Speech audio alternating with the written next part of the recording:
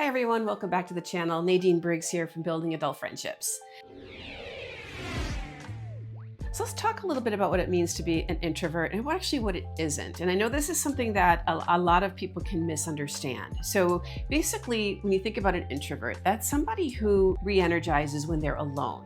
So it's not that they don't like to socialize with people, they just like to socialize sometimes in small groups and less frequently than somebody who is like an extrovert. Big, large parties, for example, can be super intimidating and they just might want to stay home rather than going to something like that. But having a couple people that they socialize with, as long as they know both of them really well, that can feel a lot more comfortable. Keep in mind, if you are ever going to socialize with somebody who's an introvert and you've made plans, don't add somebody without them knowing. They do like to know who they're going to be socializing with and what to expect. So we don't want to throw any curveballs at anybody. So I have worked with people who will think that an introvert means that they don't need to have any friends and they don't need to socialize with anyone. When I hear that people don't want to socialize or don't want to have friends, what usually that means to me is there's some barrier there. There's something that is stopping them from making friends, or they've had such difficulty with that in the past that they kind of gave up. All of us are wired to be friends and to be social with other people. So if there's a reason why that isn't happening, that's something we want to kind of dig into a little bit and find out what that barrier is and kind of break that down so that people can have more satisfying relationships with people. So if you are introverted and you're looking to get out there a little bit, you're probably going to start with some place that's more familiar. And maybe you're going to start with an interest that you are quite comfortable with. So if you've always gone to the same coffee shop, or maybe you enjoy doing pottery, and so maybe you go to the same pottery place all the time. If you're going to socialize with somebody, maybe suggest that they go to the one that you've always gone to so that you're more comfortable in a place that you've been to before. It would be really good for you to think about places that you can go where you feel comfortable so that you can start to socialize a bit more.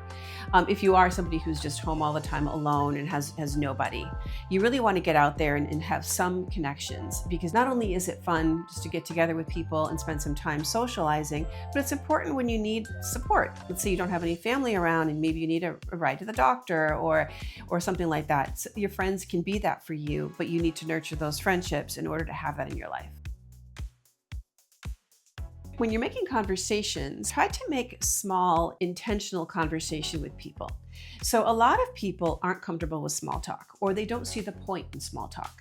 They think to themselves, why would I do that? Why would I talk about weather that I can look out the window and see? So why would I do that?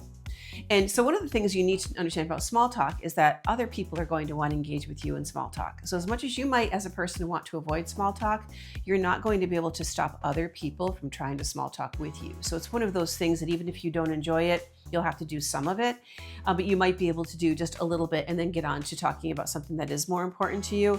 And what I would do is, if you're an introverted, maybe a little anxious when you socialize, is pre-think some topics that you can talk about that you have already thought about what you might say so that you're not caught off guard. Especially if some anxiety gets in there, sometimes people can feel a bit tongue-tied. So if you think and pre-think ahead of time, what can I talk about? What are some topics? What just happened to me or what's coming up? Think about what's going on in your circle and think things that maybe have just happened to you, or things that are about to happen to you, or just things in general in your life that you do want to share with other people. Think about how you would talk about those things and how much of it you want to share before you go, so that you're prepared for that and you're less likely to get tongue-tied. I saw a strategy recently that I didn't invent, but I thought it was pretty interesting, about getting used to talking to people. And maybe just when you're home alone, reading a book out loud, just to give you the practice of talking to people, especially if you haven't socialized in a while or spoken to anybody outside of your home. That can help you kind of get the motors going in terms of your voice and your vocal cords, and just getting used to talking out loud to other people. If you don't really enjoy talking that much to other people, you can really leverage your strength as a listener. So a lot of people love to talk, certainly about themselves or whatever's going on in their lives, and you can be more of a listener than a talker. You're still engaging in conversation.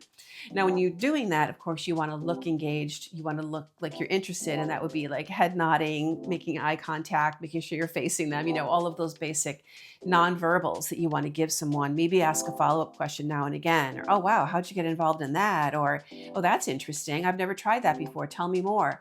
Those types of things, so that you are engaged in the conversation, but you can say a little bit and still have a nice conversation with somebody when the other person is doing the majority of the talking. And the last thing is just give yourself some grace and give yourself some time. Building friendships as an adult is a little bit trickier than when you were younger. So it's just something that it's going to take some effort, it's going to take some time. So don't be hard on yourself if you aren't able to do it right away, and just keep at it. Don't quit, keep trying, and eventually you'll achieve whatever social goals you set for yourself. If you found these tips useful, please hit that like button, hit subscribe. We're going to be doing a lot of videos on how to help adults improve their friendships, and definitely leave me a comment. I would love to hear from you and tell me what some of the things you're struggling with, and we'll work that into the program that we're creating to really support people who are trying to improve their social lives. Make sure to check the description below. We have a link for our website, which currently has a downloadable for a free friendship guide. So go check that out. And remember, you're never too old to make new friends, and we're here to support you through that effort.